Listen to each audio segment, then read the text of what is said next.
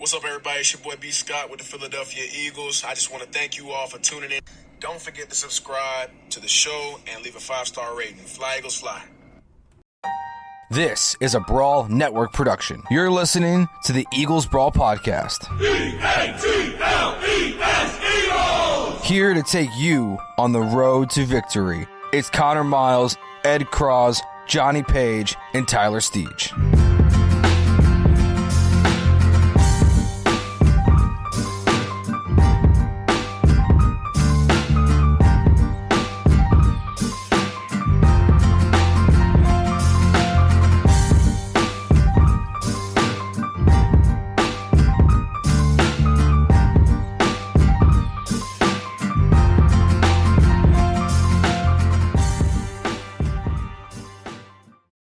All right, thanks for tuning into Eagles Brawl of the Brawl Network. However you're listening, iHeartRadio, Spotify, Apple Podcasts, Google Podcasts, Stitcher, or wherever you get the podcast. We greatly appreciate it.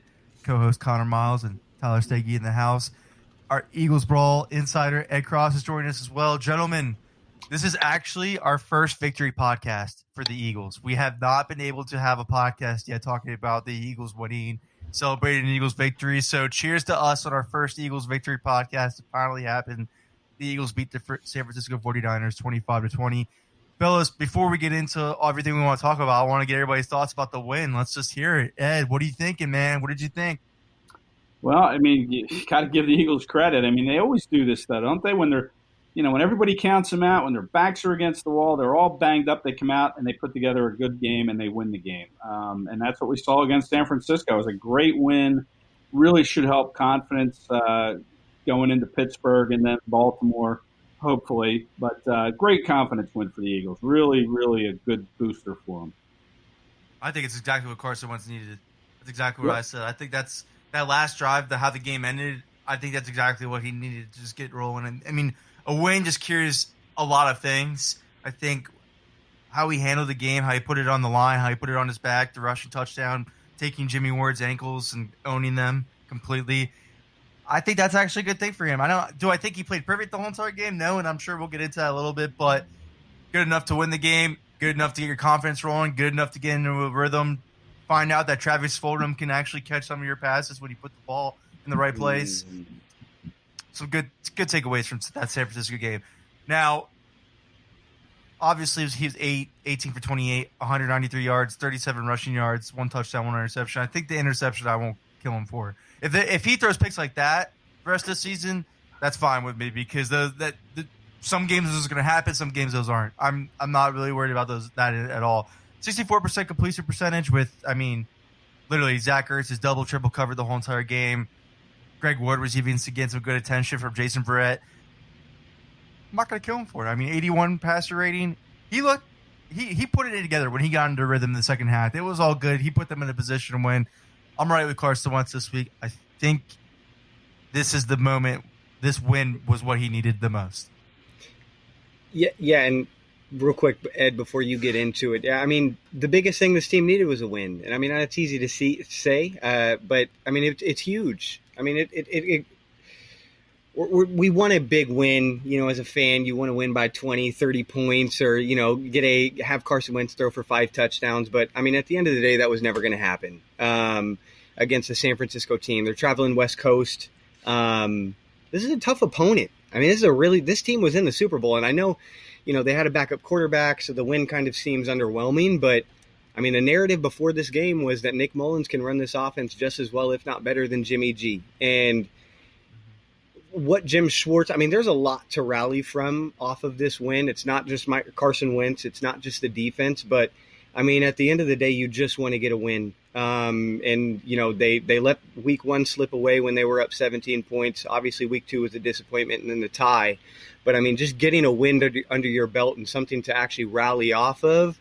And you have a winnable win. And I don't want to move on this quick, but, you got a winnable game this week against Pittsburgh. This is it's huge. This is a big win to be able to come back from the West Coast. That San Francisco team is good. Honestly, in our preview show, I thought Ed raised a great point, which makes this win a little bit bigger for me, is the fact that with the COVID going on, with the regulations and all the stuff they have to follow, they can't build any team chemistry whatsoever right now. And this is a whole new John Hightower's really first NFL career start. Travis Fulgham played a huge role in this game. First career action with the Eagles. Whole new wide receivers corps pretty much going into that game. They didn't get the camaraderie they would probably want leading up into the week. They didn't get to bond going into the game at all. I think that's a huge thing to take away from this team, is that with all their back against the wall, again, like you said, San Francisco's been banged up. They have a ton of injuries. Nick Mullins, I mean, I don't really want to hear the Nick Mullins excuse because he almost dropped 400 yards on the Giants defense. The Eagles defense played good. We can give them credit for what Nick Mullins did. It's not like Jimmy Garoppolo is lighting the world on fire when he started for San Francisco either. Let's just be honest. But I will give them credit for, because I thought, Ed, when you made that point on the preview show, I've been thinking about it in my head ever since. Like, it's if you played football, you know chemistry is what matters. That's how it wills you to win. When you have chemistry, when you have the camaraderie of the guys, when you have a rhythm going, you have something that you could feel going on offense, especially to score. They didn't have that at all. It showed early and often that game, but again, they still willed their way to win. And guess what? The huge part of that was they could lean on their defense for once. That defensive line came to play yesterday. Yeah, I mean, road trips are usually bonding time to build the relationships and the chemistry, especially when you go all the way across country. You're on the plane for 5 hours, and it's just you and your teammates, and they don't have that. But Carson, what I liked about Carson was he was feisty, man. Did you see that little dust up he had out on the outside? Yeah, with Dante Johnson. Yeah. Johnson, pushing back and forth. And, after he threw that pick, man, he looked pretty upset about that. He looked really angry about it. And I think that really reflected in his play. And I like when Carson runs, and I say that because I know it's a dangerous thing to run the ball with him and the injuries, but I really like when he gets out there and uses his legs. And as long as he's careful, and that's kind of concerning. He doesn't look like he's being real careful, man. He's going head first. He's taking on tacklers. He's not sliding. He's not getting out as much as he should. And that could lead to trouble down the road. But that's when he's at his best, is when he's using those legs, when he's picking up territory on the ground. And I said this before too. In 2017, that was the thing. Frank Reich said we want Carson to pick up 1 first down every single game with his legs. That's what they wanted him to do. And then they got away from that because of the injuries. So, but I just think he's better. And I think when you look at how he played yesterday, it wasn't perfect. But first of all, the coaching staff had a great game plan for him. Mm-hmm. Okay, they moved him around. They knew they had that banged-up offensive line. And, you talk about the Niners injuries. Please, give me a break. The Eagles are just crushed with injuries. They can't even match up with the 49ers. They just put the 49ers injuries to shame. But Doug had a good game plan for Carson, moving him around. Giving him that read option, getting him out on the outside and giving him that option. If something's there, run or throw. I love that. And the Eagles ran the ball. They stuck with it. It was painful to watch the run game early, but they ended up running the ball 28 times. Only 93 yards. Of course, they lost 12 on the big run by Adrian Killins, who's no longer with the team after the Eagles cut him. But they stuck with it. 28 runs, 28 passes. That is a great balance. And when you have a struggling quarterback, that's what you want to do. And just a few things, because you hit on a few things. First off, Doug Peterson said that he was going to, quote unquote, simplify the offense. If simplifying the offense means you're going to get Carson Wentz rolling out and giving play actions, then simplify the offense every single week, because it shouldn't. Like last week or last night was the most that we've seen Carson Wentz roll out, and we've all been asking for it. Like, this is what we want. This shouldn't require simplifying an offense. This is exactly what we want from number 11. He's rolling out. There's and we'll get into it too, but Zach Ertz, his target share. Me and Connor were texting before we went live today. It seemed like Zach Ertz didn't even run a route past 10 yards, and I don't even think that's to his strength. But again, if that's going to get Carson Wentz into looks that he should be in, we should be doing this every week. These are things that should be going every week. And then going back to you, their emphasis, it seems like they're finally trusting Carson Wentz to be healthy. Like it's almost in 2018, 2019, they said, you're coming off this ACL injury. We want to be a little bit hesitant with you and almost like shelter you. it's not, they have completely just freed Carson Wentz as far as rolling him out of the pocket, and then they're letting him hold the ball on reads, which is amazing because defenses are not anticipating that, and you've seen that. He had 2 keepers, one being the touchdown, and he took Jimmy Ward's ankles. I mean, Carson Wentz playing aggressive without being reckless is the biggest thing. That is, if he could find that perfect balance of Carson Wentz being aggressive without being reckless, that's the perfect balance that you want with him, and we're finally seeing it. And again, we know he didn't play perfect last night, but it's a huge step in the right direction. You get that win, you move the ball, you have that huge touchdown to the rookie. I mean, there's a lot of things to bounce off of from last night. Yep. I love the read option with Carson Wentz. I think that's the best way to simplify the offense is let him do the read option. Because I think you're right. I think that's a great point. I think they're finally like, you know what? Things aren't working right now. Your best way of doing things, your Superman mentality, that's never going to go away. The best way to utilize that Superman mentality is telling you just take off and run. Make that positive yardage no matter what it is. If it's a 4-yard gain, so be it. The 3rd and 6 is better than a 3rd and 10. I think it's exactly right. I think that's the way they utilize this offense from now on. Let Carson Wentz take off, and you know what? If he gets hurt, By the way, you can run this simple offense when Deshaun comes back. We would all love it. We would all love it if you to run this simple, and Rager with this speed on the outside, legitimate weapons, and no disrespect to Fulgham because I think he had a good game last night, and Hightower too. I think the receivers held up well.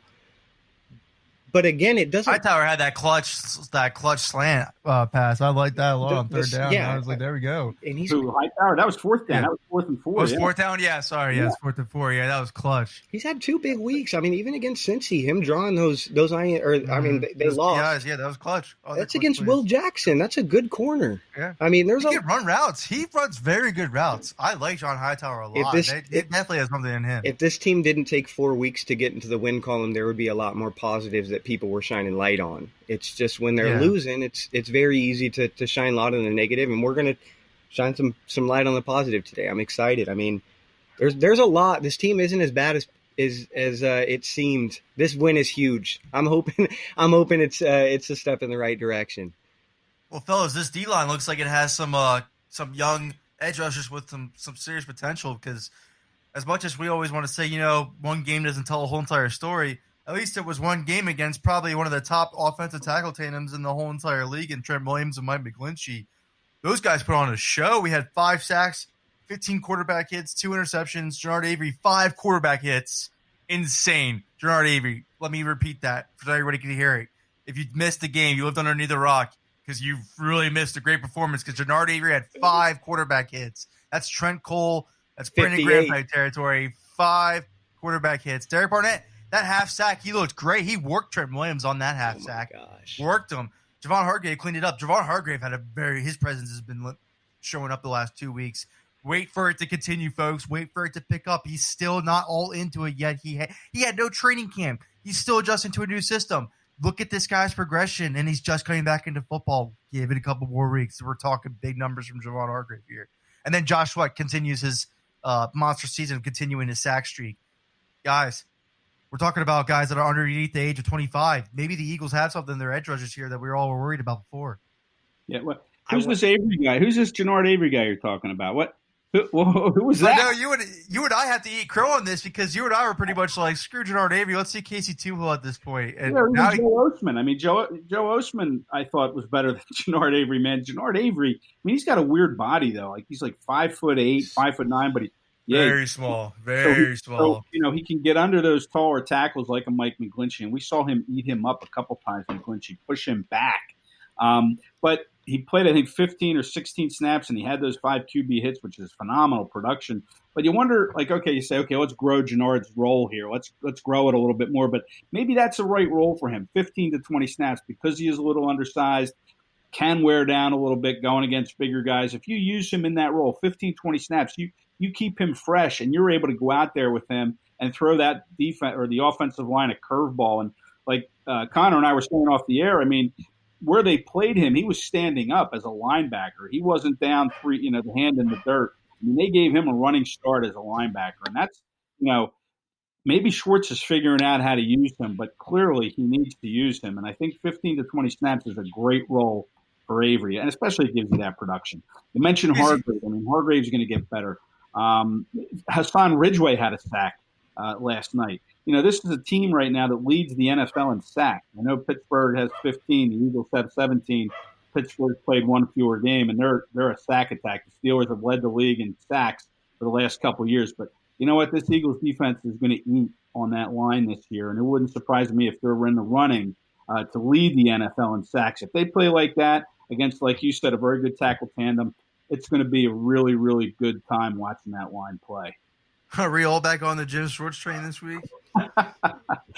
No, I don't know. We'll see. I mean, all it takes is wins, man. It's all it takes.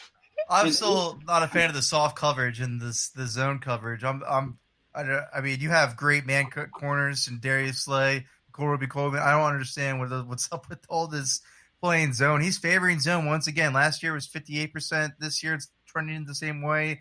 I need to see some more man. I need to see bump up with these guys. I do think Schwartz needs to play a little bit more man, but I do think that he also has shown growth as a DC because he's used to just be this simple, I'm rushing for no matter what. We've seen a lot of down lineman looks.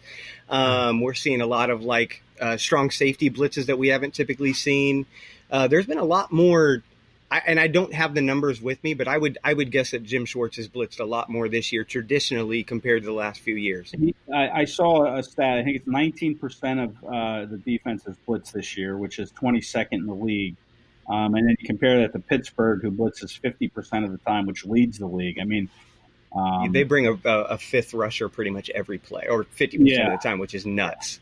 Yeah. That's for sure. But we saw a lot of man early. In the first few games, I don't think we saw as much against San Fran as we've seen because you had Jalen Mills who had to come out of his safety spot, and I think Mills is a better zone coverage corner than he is a man corner just because of the speed limitations. So I think that's what Jim was trying to cover up a little bit. Was Mills back in the corner spot. So they play man. I mean, and they've got one of the best man cover corners in the league. Darius Slay has been just phenomenal. He's been amazing, and Darius. It's because 2 weeks in a row, my heart has kind of stopped. He got his arm jammed last week against the Bengals, and then last night he got banged on his knee on the Brandon Ayuk amazing touchdown. By the way, that touchdown was nuts. That hurdle was stupid. But Darius Slay has lived up to literally every expectation that the Eagles expected. I mean, as soon as he was signed, he stepped in, and there was training camp videos of him getting cooked against Deshaun Jackson early on. No, this man has stepped in, is completely transformed. I mean, let's not underplay this. This defense now has versatility where they can play different looks, and Jim Schwartz finally has comfort. He's probably not playing man as much as we would like, but I mean, to him to have the ability. And then Ed, you hit on Jannard Avery. I'm just glad that he's finally it seems like he's finally got a role shaped out for him. Because when I was hearing that he was off ball, I get it. He is shorter, but he should still be near the line of scrimmage. He shouldn't be playing off ball. I mean, he should not be playing off ball. He shouldn't be put in coverage. He's so much better with his head in the ground. Just go and get it. And I know he's a little bit undersized, but this D-line is nasty. They can give you so many different looks. Barnett, Sweat, Avery, Malik Jackson, Hargrave, Cox. I mean, there's so much versatility that this defensive line can do. And if you add a corner behind them like Slay, and he's playing as well as he has, they haven't had this the last 4 years. This is the first. Jannard Avery's he might become the Swiss Army knife of the defense. Like Ed's saying, that role is probably perfect for him, having the situational pass rusher come in that could actually wreak havoc. Yeah. I agree with you. I think that's a good thing to have. It's the Swiss Army knife of the defense. But Ed, actually, you led into a point that I did not bring up on our rundown that I actually want to discuss now is, what did you think of Jalen Mills at corner? As a person who thinks he's failing at safety so far in that transition, that it could be better, I thought he played pretty well at corner. And this is a team that's really doesn't have a clear picture at outside cornerback right now, because I think Maddox outside of Washington struggled a little bit. So what did you think about Jalen Mills at corner?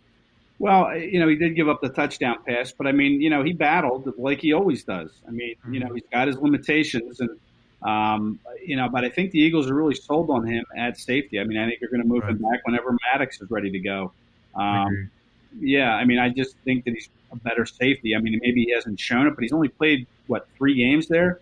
There's not enough time to make it an evaluation on that. It's going to have to grow. I mean, it's going to grow over time, and I'm not even sure they did him any favors moving him to corner, get him away from safety. I mean, you want him to get as many safety reps as he can, but they didn't have any other choice, really, but to do that. And they probably will have to do it again against Pittsburgh because I don't think Maddox is going to come back. Maybe he does. We'll see later in the week.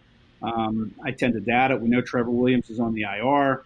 So who are you going to trust? And they trust Jalen Mills, but I think he's just a better safety, or has the potential to be a better safety. He might not have shown it so far, but I mean, even they used him to blitz from safety. I think he's got 1.5 or 2 sacks this season. So he's been good there. He's been good there, and it's something that we haven't, and I don't think it was on our list to talk about. But Kavon Wallace yesterday, I mean, he actually saw a decent role. They lined him up against George Kittle singled. I think he was in the 20. I think Ed was 27% of the snaps he played. I know he played 27, and I think they had 70 snaps, the Niners. So whatever that math is, that's not bad. Yeah, I mean, he about played 15 snaps. That's nuts. Yeah, I mean, and he tackled Kittle, or slowed him down. He did. He was pretty sure-handed. I can remember a couple of times where Kittle caught the ball, and Wallace was the only one around him, and he corralled him. Kavon Wallace might be their best tackler, though. To be honest with you, I'm not trying to make an overreaction here. He was at Clemson. He was one of the best tacklers in the nation, anyways. And this team doesn't really have the best tacklers on it to start out with. So it might be Kavon Wallace in that situation to be their best tackler. But Ed, one quick thing, and then we'll talk about the rest of the injuries later in the show. But just leading into the Jalen Mills thing, let's just say, theoretically speaking, Monte Maddox, because I think he's out for another week. I think they said 1 or 2 weeks. Will Parks, any chance we see him this week? Is he back for the Eagles, you think? Or was this another week with him too? I'm surprised that they haven't activated him, to be honest. But I don't really know how his injury's coming along. Doug hasn't been asked about Parks much. And the next time we'll talk to him will be Wednesday. We'll get Schwartz on Tuesday. But I mean, I don't know. I honestly do not know what Parks' situation. Nobody's talking about it. That's why I was wondering, because he could be a big role contributor. That's taking maybe Duke Riley off the field, perhaps putting Will Parks in dime, getting him there as a third safety, no matter what, because we all know how much the third safety plays for the Eagles. That could be a big boost for the secondary. So I would like to know when he would get back. It's just not being talked about right now. I'll say, Marcus Epps. I don't think, I haven't really watched the game yet. He didn't have a bad game yesterday. He didn't. No, from what my initial reaction was. When you have a guy like Brandon Ayuk, jump 6 feet over your head, and to be able to bounce back from that, to put that, and forget about it. I mean, that could have ruined his game. That could have ruined his career. Technically, Jarrett McKinnon's touchdown rush was supposed to be a flag on Epps, because Epps was the one that received the brunt of that hit. It was supposed to be leading of the helmet too. That should have been. And Epps stood his ground, man. Yeah, he did. I thought he took that hit on pretty well, but again, the way that he positioned himself too called for that flag. So that was a football move by Epps too, as well. Let's not forget that. The runner hit the crown of his helmet, hit Epps right under the chin. Yeah. You saw his whole helmet shift. I mean, it looks rough. But Epps, to me. I mean, he could have gone south real quick after he got leapt over by Brandon Ayuk. I mean, he could have been like, "Oh my God, what?" That play was nuts. But it was. He hung in, man. He hung in, and he played a lot of snaps. And are we allowed? I'm glad, because hurdles happen, and Brandon Ayuk's a freak athlete. So I mean. Yeah. And no fault of Epps' on that one. Someone jumps over me like that, I'm thinking, holy cow, that would probably beat me down. He's just insane, man. That's just talent right there. Can we talk about how Rodney McLeod at free safety is just maybe a lighting the world on fire? Dude, yes, dude, he's having an insane season. He's all around the ball. His game last night. I don't know what if PFF rankings came out, but I mean. I would anticipate him to be near the top of their weekly rankings. He had a nuts game last night. I mean, there was a grade weird. I don't know. Because plus, especially when a player plays the whole entire game and doesn't miss a single snap, PFF always just grades them weird after that. Because I know. But you're right. If you watch the game and you have eyeballs, Rodney McLeod played insane, and he's been playing insane all year. I think he's the best player in the secondary so far, outside of Darius Slay. Him and Darius Slay in the secondary have been absolutely like just amazing. But I mean, there was a play all around the ball. All around the yes. Like I mean, Rodney McLeod is a free safety. So this man has more area of the field to cover than anybody else on the defense. And for him to be able to be a box safety while doing that on a 3rd and 1, while covering the back end, I'm telling you, his versatility it needs to be recognized, because what he's doing for this Jim Schwartz defense is nuts. I mean, he's so underrated. He's so good. Underrated. He is so good. Him for 1 year, or like $5 million a year, is like one of the most bargain that you'll find. I mean, you're not going to find for sure, especially on this team. Rodney McLeod is like a top 3 defender for this Eagles defense. He's nuts, and I enjoyed watching him play last night. He's fun. He's fun to watch, and he had the big pick, the big interception in the red zone. First turnover the defense forced, and that's like getting a big monkey off their back, man. A big piano was just lifted off their shoulders, that defense, because all they heard about all week from the media, we were questioning, where's the turnovers? Where's the turnovers? Schwartz, where's the turnovers? And they talked about all that during the week, and for him to get the first one like that in a big spot. Now, Avery, again, had a big part in that, too. He pressured him. He hit Mullins and kind of forced that pop-up, but McLeod was right there to take it. And then, like they always said this week, was the turnovers come in bunches, and McLeod got that ball rolling, and then next thing you know, you get another the pick 6 from Singleton. You get the forced fumble by Kavon LeBlanc on the blitz that Malik Jackson covers. I mean, yeah, they're right. They come in bunches, and Rodney was the first one to get one, and that was like I said, the piano coming off their shoulders, and that defense started to believe, now we're going to get some turnovers. Now let's go get them. And they get Big Ben this week, who turns the ball over a lot. Yes. Yeah, it's true. But the huge thing that we talk about every week that's so detrimental, and now they got Eric Ebron coming up with Ben Roethlisberger and their receiving corps, is just this linebacking. Again, usual. We always have to talk about it. It always becomes an issue. I know Tyler and I talked about it earlier. What will it take, Ed? Do you think will it take for Jim Schwartz to finally pull the plug on Nate Gary or Duke Riley? Like my assumption is Will Parks comes back and Duke Riley snaps decrease noticeably. But other than that, I don't think he's going to bench Nate Gary. I just don't think he's going to do it. Well, you lose T.J. Edwards now. He's going to miss some time with the hamstring. So. Yep. So that maybe brings Bradley up the wrong one more step. He played 3 snaps last night. But, Alex Singleton played 15 snaps, and maybe he gets more playing time. I mean, they blitzed him a couple times up the middle, and he delivered some violent hits to the He's looked good this season versus the run. His run recognition is there immediately. That's where he's good. As soon as you have him sitting in coverage is when he struggles a lot. Yeah, you got to get TJ Edwards. Yeah, you got to get his head down. Singleton is solid with his head down, but as soon as he has to read and react, it's when he struggles a lot. Yeah, I've been beating the drum for Bradley now, Sean Bradley, since day one. Really. Hell yeah, I'm all in on that Sean Bradley train. I'm 100% in on that. And plus, he's number 54. That's a great linebacker number. Put him out there. That was Trotter's number, right, Jeremiah? Yep, yeah. Trotter's Bobby Wagner's over there in Seattle rocking it right now. Yeah, right. Who didn't really get a good chance here to really rep it really well, but Brandon Graham's rookie year, like, come on, let's see what Sean Bradley can do. Where would you put him though, Ed? I don't think you'll put Sean Bradley at Mike. So where would you put him at weak side?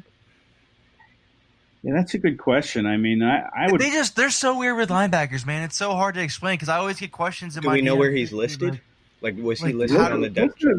I'm pretty sure he's listed as the backup at Mike. I'll find it. Is he listed at the backup at Mike? Man, I don't even know because their linebackers are so interchangeable, and that's what I always tell people when they ask me, like, well, can he fit here? Can he fit there? I'm like, guys, they really are positionless at linebacker. They just put these guys everywhere, it seems like. I know, because he's listed on the depth chart in their book here. He's listed as the backup to TJ Edwards. So you would. So he's third. No, so that doesn't really mean that you would bench Nick Gary still. That does. Yeah. No, I mean, and Gary's backup is listed as Singleton. So, I mean, but, Gary plays in the middle, too. So, I was just going to say, they had them playing. It's just a positionless thing. You play 2 linebacker system, it's really hard to really it's positionless at that point. But that's why I'm wondering if you bench Nate Gary, is Sean Bradley the replacer, or would they replace it with Alex Singleton is really where I'm getting at. Because I don't really know what they would do with Gary. They're not. It's unfortunate. I'm just over it. I'm so over that Nate Gary. And can we address happen. Can we address something too on the linebacker front? Davion Taylor, we all never expected him to have a real role this year, right? I mean, the third round selection, I just have seen this a lot on Twitter, and I just want to address it real quick. Davion Taylor never really had a role shaped out this year, and if you expected that, then your expectations were kind of off. Just hitting it. Right. He was very developmental. I mean, the pick was very similar to Jalen Hurts. We didn't expect a role in the first year. We'll see how it is. But if you watched him at Colorado, he basically played a hybrid nickel-ish kind of type role at Colorado. He's barely played football, knows how to play linebacker. Leave it at that. That's exactly what it is. And we'll see what he is in 2021. But if the Eagles relied on Davion Taylor in 2020, then something's going wrong. So move on from the idea. It's not going to happen. We'll see what happens. This linebacker group is definitely going to be rotating every week. We'll see what happens. But I don't expect a role from Taylor, and I don't think that you guys do either. I just wanted to hit that real quick because I have seen people calling for him, and I'm not interested. I see it everywhere. And it's definitely because of draft capital. He's picked in the third round. I get it. But Sean Bradley is definitely more NFL ready than Davion Taylor. It's not close. It's not close. So I'm with you, Ed, and we've been saying it the last couple episodes now. Let's see what Sean Bradley can give you. I guess it's just because he's a rookie and there's no preseason, there was no real offseason, they don't want to throw him out there. Duke Riley's never really been a starting linebacker, though. Even in Atlanta, he was a special teams linebacker. So, right. I mean, it's not like your linebacking corps has that much experience starting as is. I don't really understand the logic of we don't want to play Sean Bradley when he's a rookie these guys barely have more snaps than him. Well, that's what all these linebackers are to me. It's just kind of glorified special teams guys. I mean, that's really what they are. They really are there, yeah. That's exactly what they are. They're starting NFL linebackers, and maybe Sean Bradley is. I mean, I'm just throwing him out there because he looked good in camp. He played the position very well at Temple. Why not? Let's see. I mean, but it's not going to happen for Nate Gary. Can't be much worse. I know, but Jim loves him, and when Jim loves somebody, he stands by them. And, Nate Gary's become. Sorry, go ahead, Ed. My bad. I was going to say he's going to end up leading this team in tackles this year. I think Nate Gary. He's when you're going to have a lot of tackles when you get picked on relentlessly in coverage, though. He's going to lead the team in missed tackles, probably. Nate Gary's become the scapegoat, man. Anytime there's a big play, everybody just looks for it. They're like, where was Nate Gary? That's Philadelphia thing, though. We always have to find that one guy, because I'll tell you right now, Duke Riley is playing probably worse than Nate Gary. 100%. Just to be completely honest with everybody, Duke Riley is playing worse than Nate Gary for sure. They're both really bad, though. That's why I tweeted out both. I said both of them are not starting linebackers in the NFL. Neither one of them are. Don't just pick on Nate Gary. Duke Riley definitely does not belong on a starting field either. No. Let's talk about positive stuff now, because this is the linebacker situation is always the main topic. What about Jordan Mailata? Jordan Mailata, guys. Dude, I thought you'd have a jersey on tonight, Connor. I thought you'd be watching. That's why I said because I told Giovanni, our co-host, his birthday's on the 7th. Little Giovanni, I said, "What jersey do you want?" I'm thinking about getting you the Jordan Mailata jersey for your birthday because this guy is the underdog. Yeah. Look, I'm not going to lie. Ed, you and I talked about it off air. I did say, look, it was the 49ers pretty much B-line, but they still had some talent on that B-line. Kerry Hyder is no joke. He's a good rotational pass rushing end. There was Eric Armstead was still there. They got some guys. Jordan Mailata looks really good in his first NFL start. Again, this guy is so raw. Sorry, we can't really just – it's too early to make a full evaluation on him because I see some people are like, just go ahead and throw him in the starter left tackle for the rest of the season now. But positive. That's a positive of the game, though. He played really well. One game doesn't make the NFL career, but you saw some good things in Jordan Mailata, no doubt. I mean, there's some technique stuff, and, he let pass rushers kind of get into his chest and knock him off balance a little bit. But he's a big man. I mean, even when you knock him off balance, you still got to get around him. He's 6'8", 350. He's got pretty good feet. I mean, he looked like he had some good footwork. So there are some good things to take away. He didn't give up any sacks. He didn't give up any quarterback hits. I think he gave up one quarterback hurry. I think he graded out at 75.2 or something like that, and Lane Johnson was at 76.4. So, I mean, that's pretty good for your first time playing football ever. He never played football until 2018, right, when the Eagles drafted him in the 7th round. This year has been his first football action. This has been his first year of real action. I remember in the locker room when Mailata was on the team at camp, he told us that he couldn't even really figure out how to get his helmet on and strap it on. I mean, that's how I was like, and look how far he's come. I mean, he played last night a respectable left tackle. He still has work to do. But yeah, really big bright spot at a time when the Eagles need someone to step up at left tackle because Peters is out. I don't know who. He may have played his last game. I don't know. I mean, I'm not going to lie. I did see a good theory that was put out there by Les Bowen that I thought I would bring on air tonight. Let's just say Peters does come back at some point this season, and Mailata played well while Peters was out. What if you say, "Hey, JP, we brought you in at right guard. Let's put you back there, baby," because I thought Matt Pryor. I'm starting to see why they were. JP got his paycheck. JP got his paycheck. The team doesn't owe him anything. The team does. I mean, at that point, I mean, whatever. No, I'm saying put him. No, because I'm not. If Mailata keeps playing well, I don't care if JP comes back. I'm playing Mailata left tackle if he keeps playing well. 100%. But if right guard is still an issue, because I thought Matt Pryor. I don't know. I'm starting to see why the team is not that high on him. To be honest with you guys now. Yeah. If Matt Pryor still takes a little derailing, maybe you put JP there. But I don't know. I'm not really concerned about Jason Peters' health right now, to be honest with you guys, because Jordan Mailata looked that good. This is a complete overreaction. It was one game. I know, and Pittsburgh's going to be a big test, not only for Mailata, but that whole offensive line because they like to blitz. Carson, they blitz like 50%. Yeah, I mean, Kelsey's going to have to be pinpoint on his calls. Carson's going to have to recognize some of the things they're going to do because they're going to try to confuse. I mean, they know the offensive line, who they're starting. They know Jordan Mailata is a former Australian rugby guy. I mean, he didn't know he was going to start until Saturday, which means the 49ers didn't know he was going to start until Saturday either. But now there's some tape on him. Pittsburgh's very smartly coached. I mean, they're going to have a game plan that they're going to attack the Eagles. And they're second in the league in sacks right now, and that's after not having played on Sunday. So it's going to be a big challenge. But, yeah, okay, I'm all on board with Mailata. Who's first? Right spot. But, you know what's funny? You know Pittsburgh's left tackle, Andre Villanueva? You know how he started off with the Eagles as like a defensive end and but Chip Kelly was here and then cut him and they put a lot of his career is kind of going the same way his is. Maybe we'll see. I mean, he might end up being this Eagles left tackle that nobody thought of. But I will say one thing, this is complete overreaction and I'll let you guys kill me for it or actually be like, you know what, you have a point. Mailata's game, his game looked a lot better than anything Andre Dillard showed me so far. I thought he held his own better than Andre Dillard has so far. I don't know. He looks good, man. I thought it was a good play. I am not a part of the Andre Dillard slander as much as others. I hope he has a future with this you team. Can go in on it. I'm hanging out over here. Well, on a slander? Yeah. No, I'm not going to rip Andre Dillard. Cool. Let's just go start a new lobby, and you and I will just do our own little podcast for the night.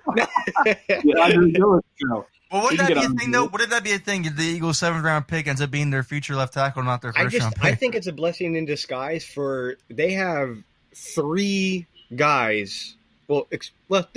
Dillard, Driscoll, and Mailata are all young guys who could potentially be, like, bookend starters. Like, they could be starters. Hats off to Jeff Stoutland.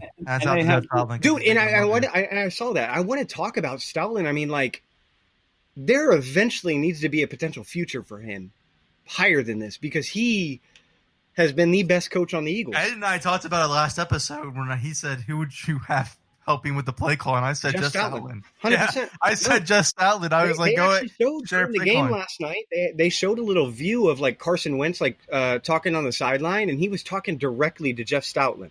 And they were like working on the iPad together. I was like, this is... Go ahead. Call me crazy, and I want the viewers to chime in on this too. At me on Twitter, at Eagles Brawl. Anything you want to say about this? I would let Jeff Stoutland call the first half of games. Set the tone. Set the tone on offense. Let Jeff Stoutland set the tone on offense. Try it. I bet you the run game would be nuts. That's what I'm saying. I think the run game, I think he would put, not only the run game, I think he would put the RPO offense in perspective because he had it with Chip Kelly here. I think he would be one that could really ease things in for Carson, set the tone of the game with the RPOs. let the run game thrive with Miles Sanders, and then let Doug Peterson close it out with his aggressive Ed ways. is doing his classic, just like nodding while smiling, like you guys are idiots. He's like, I'm an actual analyst, and you guys are just fans with these crazy theories. All right, boys. Yeah, I'm not ready to go there with Jeff Stoutland yet. But I do know what you mean, Tower. They did show that clip on the sideline of him with the whatever that thing was, the iPad or whatever they call those things. Yeah, right. The Microsoft Teamwear, whatever. But I mean, he doesn't have any background in that. He does have a hand in the game planning. So he does have that. He's the run game coordinator. He had 28 runs at his disposal last night. But what he does well is he gets – I think he just gets these linemen ready to play. I mean – it's amazing.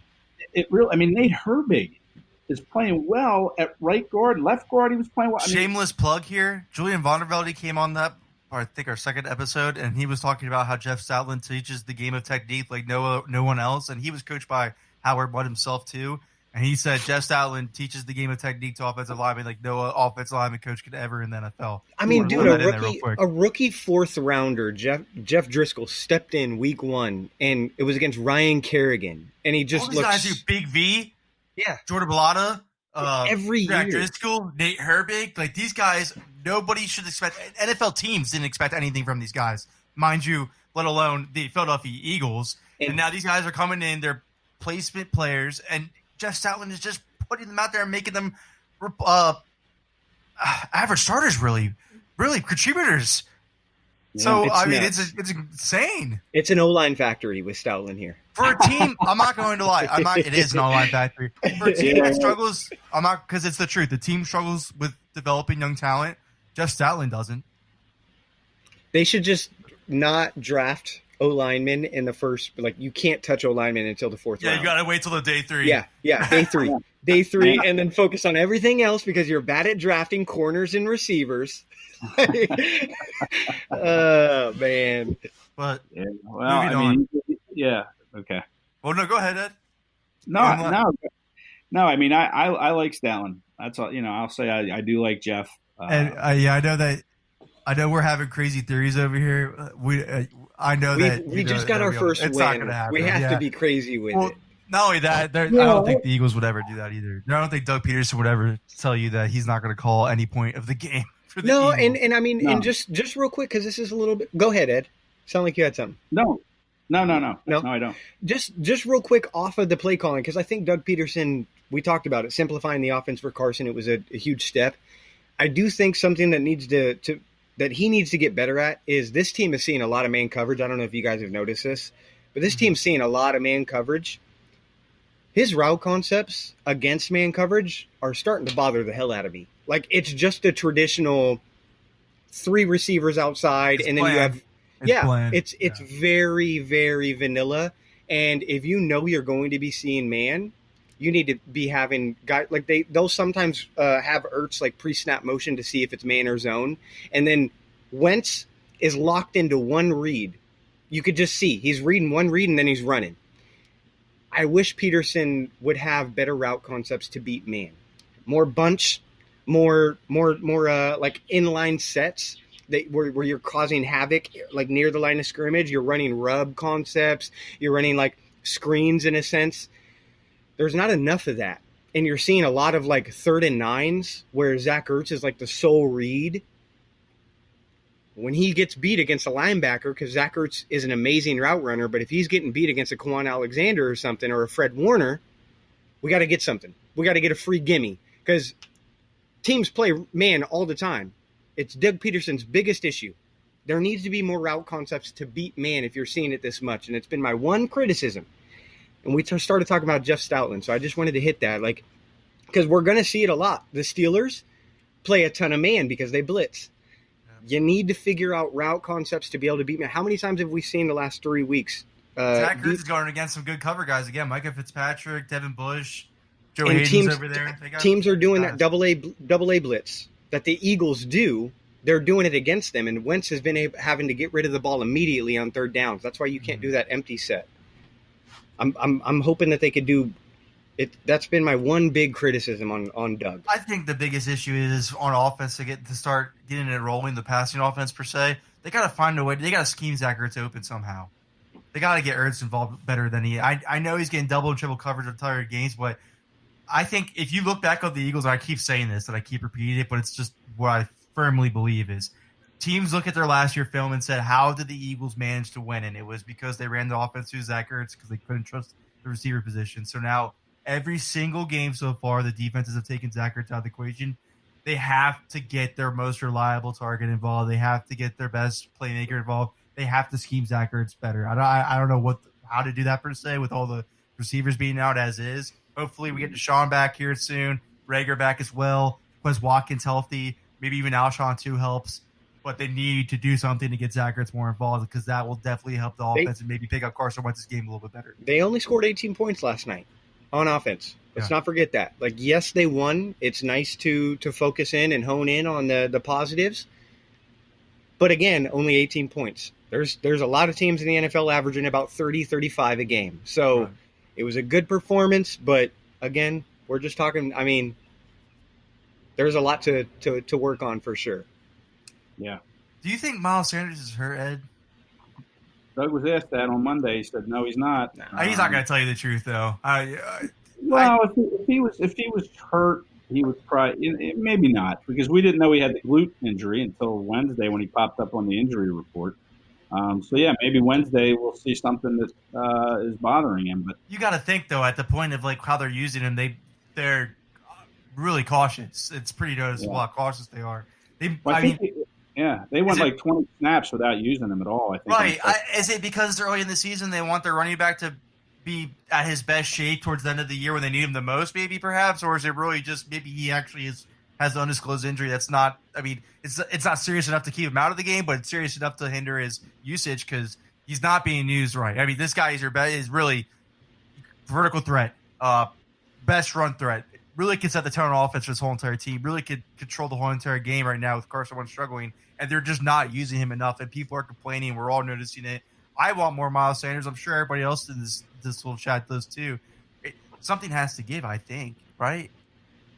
Yeah, I mean, I pestered Doug and Deuce all week about is it sustainable to use Miles? Because to me, I think they just need to develop another running back, but and use him and give Miles a break when they can. But I mean, not to use him for almost 20 straight snaps in the second half. I think, that's way too much neglect of Sanders to me. I mean, when I'm talking about kind of backing off his usage a little bit, I mean, I'm not talking like that. I mean, I'd like to see them get another running back involved, but Boston Scott and Corey Clement really haven't been able to get started. They tried Killins yesterday on some stuff, and that didn't work out. I mean, we talked about it before. I just think they need that guy to hammer between the tackles, like an Elijah Holyfield maybe can fill that role. But they need somebody to come in and help Miles, take some of the load off of him to get him through the season, because he's already had the hamstring. He's already had the glute.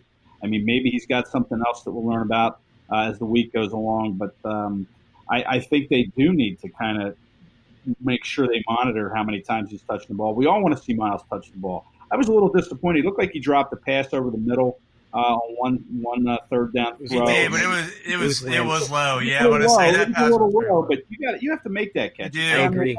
But if that pass hits him in stride, though, that could have been six. So I know. But he did have a play off of a catch, I think, to set up the Wentz touchdown run. I think he had a 28 or 29 yard. His pass blocking is phenomenal.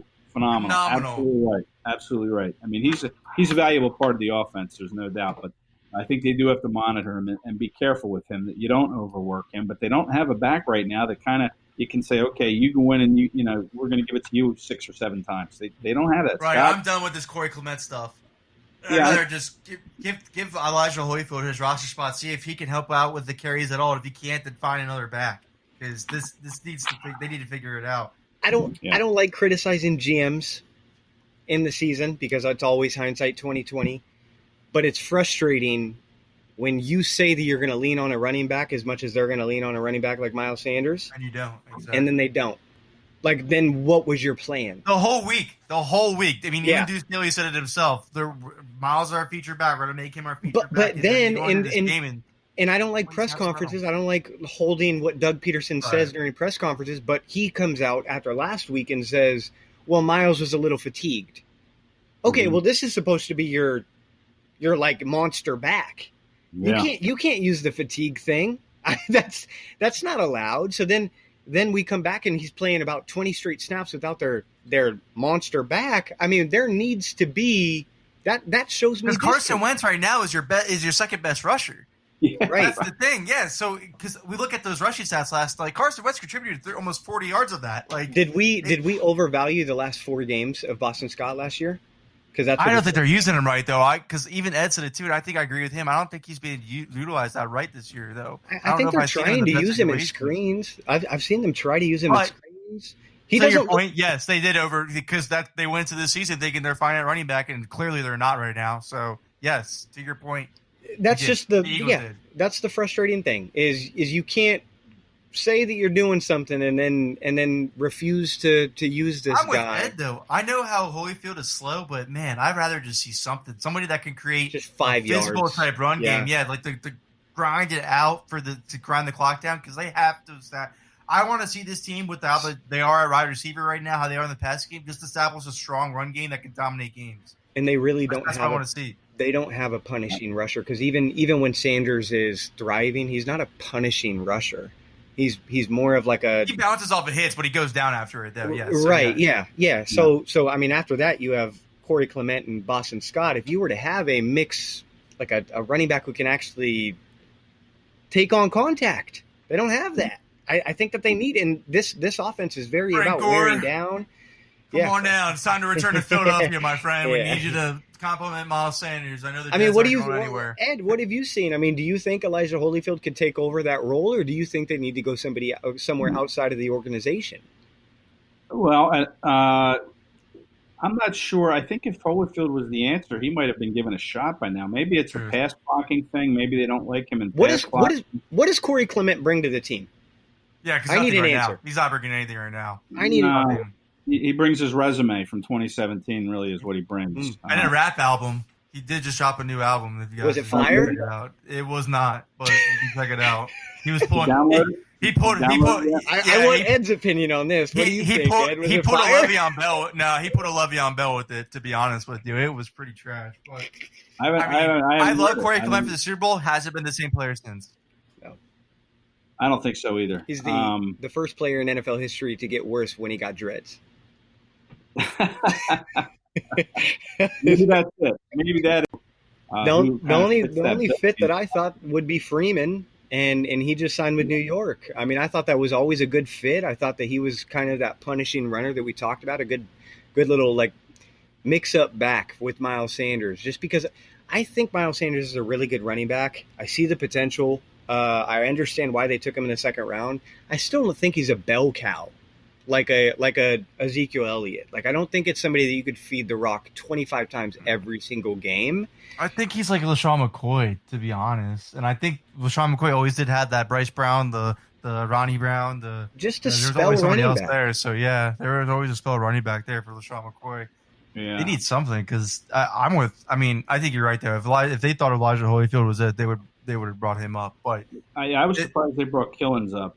I think it's because the receiving part of the game, and then not only that, if you waive him, I think what they're doing right now, if you waive him, he probably wasn't going to get claimed, so you can put him right back on the practice squad. I think that's probably that they probably chose a player that can contribute some sort of way in some sort of facet that they could waive and get back onto their practice squad is pretty cool what they chose him for. So I'm assuming they chose, and again, to remind all the viewers, we're recording this at Monday night, so we don't, if it comes out later and the news comes out, the Quez Hawkins takes the roster spot or Will Parks takes the roster spot. We didn't know that at this time, but I'm assuming one of those guys is the ones that takes Adrian Killins' open spot right now. I wanted to see what Quez Watkins can do. I think I'm actually excited to see him play more than I am the Alshon week? I don't think it's the Alshon week. No, yeah, he's on the 53, so he's already got a spot. You don't have to. Oh, true. But it could be the Alshon week. I mean, he's been practicing for 2 weeks now. I mean, come on, let's go. How much time? What do you got to lose at this point? I mean, you don't even want the guy on the team barely. So I mean, what do you got to do? Put him out there. You're 30 years old, but let's go. It's time. It's been. And 2 weeks. And correct me if I'm wrong, but if he misses this week, then they should have put him on IR. Correct? He could have came back after 3 weeks because of this new So then, so that's been 4 games. If he had hoped, I think, that he was going to come back before 3 games were played. Otherwise, why wouldn't you have put him on IR and created another roster spot? But I don't know. Alshon's a complete mystery. How many times do you find yourself just saying, I don't know, when freaking evaluating this team? There's just more times this year because you're not in the locker room. You're not in there actually talking to people one-on-one or getting, that extra stuff that you don't get with, 35 other people on Zoom and getting all the same stuff, and you can't really ask stuff that you would normally ask one-on-one or, just stop by someone's locker and strike up a conversation. So I'm saying I don't know a lot more this year because, I'm not around to kind of find out a little bit more. This game against Pittsburgh's going to be tough, though. I know you're liking our chances, Tyler, but that defense is serious. That blitz is going to be serious. TJ Watt and Cam Hayward's going to give Jordan Mailata his real first test. Kerry Hyder's a nice player, but Cam Hayward's on a different atmosphere. So is Stephon Tuitt. Stephon Tuitt's a very good player as well, too. So that defense could be an interesting week for this offensive line, this makeshift offensive line, really, to be honest with you. It's arguably the best defense in the league. Yeah, it's the good news on the offensive line is it should stay the same, which, this past week was the 4th different offensive line combination they ran out there this year. In all 4 games, they had somebody different. So, you hope that now this will be the 2nd week this group works together, give you a little more continuity, a little bit more familiarity, more cohesion. And because that's the big question is how are they going to stop this blitz that Pittsburgh's going to lay on them? They can come at you from all different directions. And a young, inexperienced line can struggle with that. Absolutely. And then not only that, you said off air too, during your presser with Doug today, it seems like he set the expectation that Lane Johnson's ankle injury is going to be a season lingering injury. So. Yeah, the only way that's going to get better is rest. And, to me, I would probably rest him because let's do Driscoll. Let's throw Driscoll out there. I mean, he did well in the opener, 4th round pick, and then you're looking at Mailata, Herbig, Kelsey, Pryor, and Driscoll. I mean, my gosh, nobody saw that coming. But I would do it. I mean, I know Lane's tough, man, and he is tough. He wants to play. And I think maybe flying out 5 hours in an airplane affected that ankle, because your feet kind of swell up anyway when you're at, 36,000 feet or wherever you're flying at. And I kind of thought that might be an issue, to be honest with you, because they have to manage that swelling. He takes treatment every single day on that ankle. But the only way it's going to get better is to rest it for a couple weeks. So maybe I run him out there against Pittsburgh if he's well enough because of this challenge that defense is going to present with the blitz. But I'm not sure I would keep doing this with him. I mean, he deserves to have this ankle get better. And let's see what Driscoll can do. Why not? I mean, it's already a rejiggered line. Just go ahead and make it even more so with Driscoll out there. It's just the fact that for some reason the Eagles win when Lane Johnson's out there, though, and then when they don't, when he's out. So for some reason, their success hinders on Lane Johnson's health. Yeah, it's weird. Or not being suspended. But yeah, I don't know. It's a good point because I mean, Jack Driscoll, against one of the best defensive lines in the NFL when Washington held his own. So I'm not too opposed to it. I'd rather have Lane Johnson at 100% than 60% because that could hinder a season, especially with these speed rushers that they're going to be facing when DeMarcus Lawrence comes to town. And I'm not going to go into much more because we all understand the point. The speed rushers are going to be harder to deal with a bum ankle. It's a good point. It's a good point for sure.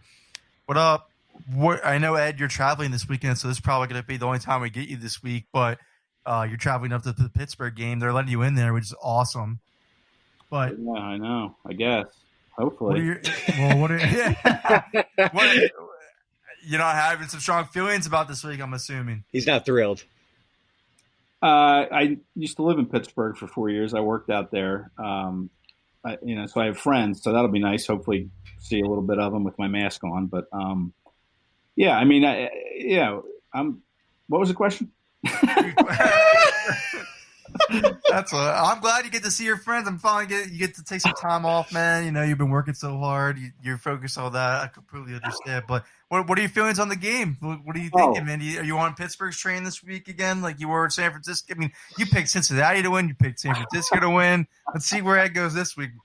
Yeah, I was encouraged by what I saw. I like Carson's guts, but I just think, and I keep saying it, that this offensive line is really going to be up against it with this experienced defense of Pittsburgh. And I think it's going to be very tough for them to score points. And like Tyler said, yeah, the offense in San Fran only scored 18 points. That's a great point.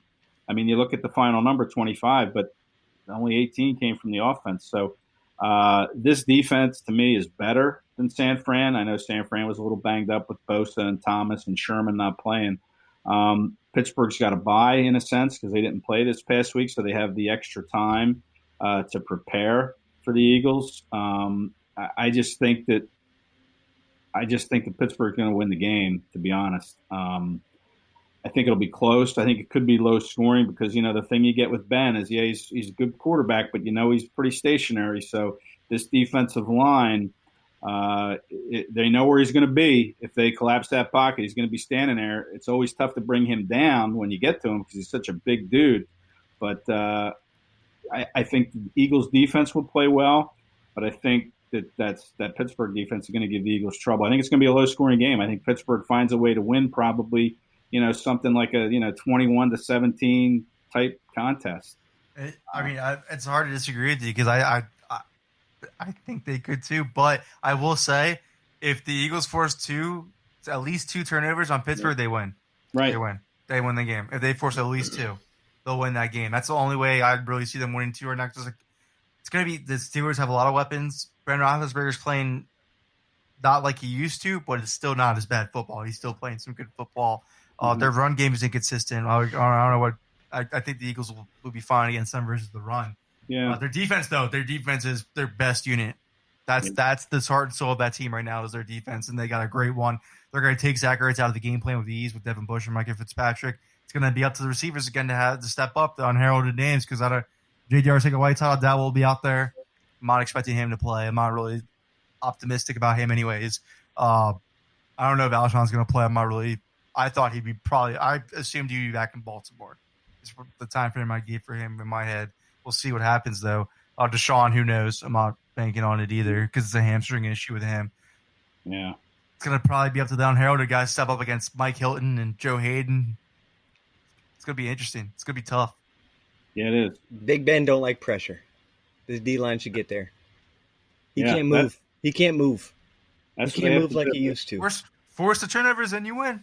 And we'll get into the previews, but I think Darius Slay will follow Juju, and then I don't think that they have much on offense. I mean, I like Deontay Johnson, but I don't want to be too confident. I'm not gonna lie to you. I might rather that.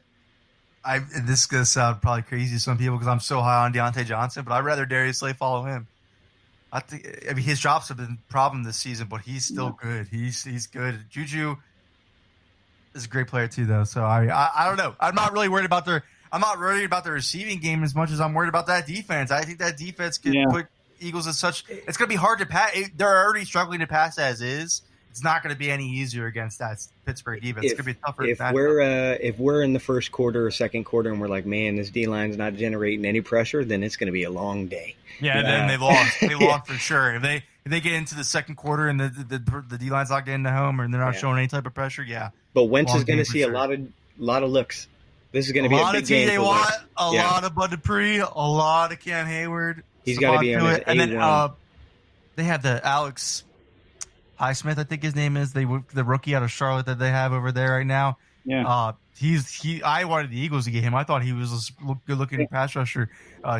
That's their secret Swiss Army knife for them. The third pass rusher. They got some talent. Rush. This blitz is going to be serious. The Eagles' offensive line has to get ready. Jeff Stoutland has a big week this week to get these guys ready for the Pittsburgh front seven. And I hope Javon Hargrave plays better against his former team than the Kel Roby-Coleman played against his former team. I'm not worried about. I think you got a fair bet there, though. I think that's going to happen. Yeah, Javon Hargrave, like we said, Javon Hargrave week by week just keeps getting better. I think, and then I think he'll actually give us the secrets to Pittsburgh's offense because I doubt it's changed as much as I don't think they have an innovative Sean McVay over there. So I think that those secrets will actually help this time. I don't think that, but Pittsburgh's run game is so inconsistent. James Conner is very insistent running back. Benny Snell, that they're still trying to figure out if they can get him in, how to utilize him properly. I'm not concerned about their running game at all. Well, James Conner's going for over 200 yards in 2 of their 3 games, I think. It looks like he just doesn't. He just comes. He does not get in that many yards. I mean, I don't want to say that many yards. Obviously, you just said that, but I'm saying many yards per carry. Eagles struggle when teams are trying to do outside zones and try to hit the D. Right. That's why I don't. If they're running between tackles, I mean, the D line of that's Cox, the perfect way to put it. Hargrave, you just pretty much took it. Yeah. I think you had the better point than I did about it. I think they're going to do fine against Conner. They struggle against these teams like the Niners and Rams who can stretch you. But they're not the Steelers, Ravens are going to be. That's a different. We'll talk about that. That's going to be freaking tough. Week. Lamar and J.K. Dobbins. That's a whole different week, though. So, Ed, what's your final score prediction? I'm ready to hear because Birds. This is a Monday analysis, okay? I mean, I haven't really dived in too deep yet, but here we are. You change your mind during the week. I'll make sure to let the show know. How about if I change my mind next Monday? I'll let you know next Monday what my score is. Hey, you've been close, man. I'm not gonna lie. Your scores have been close. If you don't want to drop a prediction, don't do it now. No, I'll drop one. Oh, look at it! Look at it! I'm just gonna warn everybody: don't run out to don't go to the casino and bet on it. Don't bet on what I'm telling you. Birds by 9. Yeah, it's my disclaimer. No, what is? I don't even know what the line is. I haven't seen the early line. I can look right now. The line is we got Eagles against the Steelers. It is Pitt by 7, which is nuts. Wow! No, I was thinking it was going to be 6.5. I did think it was crazy, 6.5. Man. Wow. That's pretty high. I'm taking the under for sure. I think the Eagles will cover, but I don't think they're going to win. I think they're going to probably, like I said, it's going to be. Unless Conner, like you said, they can create some turnovers and shorten the field for that offense like they did when LeBlanc had that sack that gave the Eagles the ball in the 42 and they cashed it. If they can do that, they got a shot. And you like that they got 3 turnovers Sunday night. So maybe it's true. It's going to come in bunches and they'll get some. But to me, turnovers are a product of luck too, as much as they are by design. So you can't count on that. So just straight up, I'll go Steelers to like something like 20, maybe 21-18. Maybe Doug goes for 2, and we get that oddball score again on their side. So 21-18 Steelers Monday. That going for 2 though changed the game. I'm about to say he did make up for going for the tie in the overtime. I gave him props for that. That was that changed the whole outcome of the game for the Eagles. And the 49ers were ready for it. The 49ers were. I mean, you saw Ertz just rolled right, or Wentz rolled right. Ertz was wide open. Yep. And he just banged Ertz. Easy pitching play. 49ers weren't ready for it. It was a great play call by Doug, and he wouldn't give a reason why he did it. But it was terrific. I mean, they caught the 49ers off guard. They weren't really prepared, and it was a big extra point to get in that game. But I will say, Ben Roethlisberger's a turnover-prone quarterback, my friend. You can give him to fumble, you can give him to throw interceptions. If the pressure gets to him, they could get those turnovers. This could be another week for a turnover week. I know it's an anomaly so far in Philadelphia. I'm not going to say Nick Mullins' turnovers are going to spark the defense to start getting turnovers again. But once you get over that hump, once you get that confidence that you can get them, when you start your defense coordinator starts blitzing more, maybe you can get some more turnovers. We need a Darius Slay interception. And it's going to happen soon. We need one. We need it so bad. You know what the combined record is for the Steelers' 3 wins this year? 1-11. Let's go. The combined record for the Steelers is that's you know what you're setting that up for? Another Green Bay Packers victory like last season, because that's like the same thing that they were like. They were 3-0 and they weren't beating anybody impressive yet. Philadelphia goes in there and beats them. This random bye is the only thing that kind of pisses me off. They get a random they got bye. lucky with that. A lot of rest. Maybe too much rest, though. Maybe too much rest. We'll see. It's going to hurt Pittsburgh on the other side. Now they have to play 13 straight games for the rest of the year. So, True. Early buys are the worst for injury front. That does suck for them. But, all right, guys. Thanks for tuning in. Ed, thanks for having you on the show. We'll catch you guys later this week. All right, guys.